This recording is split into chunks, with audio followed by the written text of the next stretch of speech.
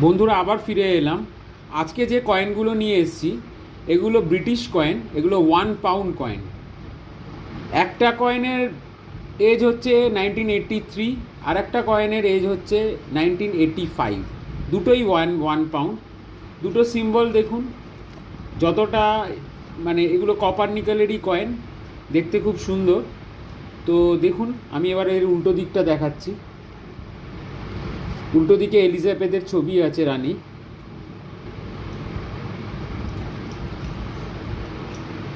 এইবারে যে কয়েনটা নিয়ে আসছি এটা খুব ইউনিক কয়েন। এটা ঠিক কয়েন বলা যেতে পারে না, এটা বেসিক্যালি এটা একটা টেলিফোন করবার জন্য একটা কয়েন ছিল। এই কয়েনটা অ্যাকচুয়ালি ইটালির কয়েন। 1970 সালে এই কয়েনটা সার্কুলেশনে এসছিল। দেখবেন যে আমাদের যেরকম 1 টাকার বুথে আমরা কয়েন ফেলে কল করি, সেই বুথে তখন ওদের দেশে এই কয়েনটা ফেলে কল করতে হতো, আর এই কয়েনগুলো তখন ওখানকার কারেন্সি দিয়ে কিনতে হতো। এবং এই কয়েনটা হচ্ছে ব্রাস, আর এর একটা ইউনিক কোড আছে।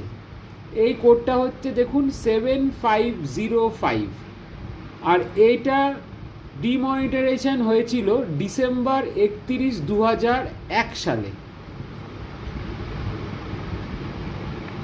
এর উল্টো দিকটা দেখুন, একটা টেলিফোনের ছবি আছে। এই কয়েনগুলো আর পাওয়া যায় না এবং দেখতেও পাওয়া যায় না, এটাও কালেক্টেবল আইটেমের মধ্যেই পড়ে। আচ্ছা, এবার আমি আপনাদেরকে আর একটা কয়েন দেখাচ্ছি। এটা ইউনাইটেড আরবের কয়েন, এটা 1 দিরহাম। 1 দিরহাম অ্যাকচুয়ালি যদি ইন্ডিয়ান রুপিতে কনভার্ট করা হয় তাহলে 23 টাকা 72 পয়সা 1 দিরহামের দাম। আর এই কয়েনটাও কপার নিকেল দিয়ে তৈরি, আর এর সাইজ হচ্ছে 24 mm। আর দিরহাম যে কোনো গালফে যেসব কান্ট্রিগুলো আছে, দিরহাম সব এই পয়সাটা সব দেশেই চলে তখন। তো আশা করা যায় যে আমি আপনাদেরকে সঠিক ইনফরমেশান দিতে পেরেছি।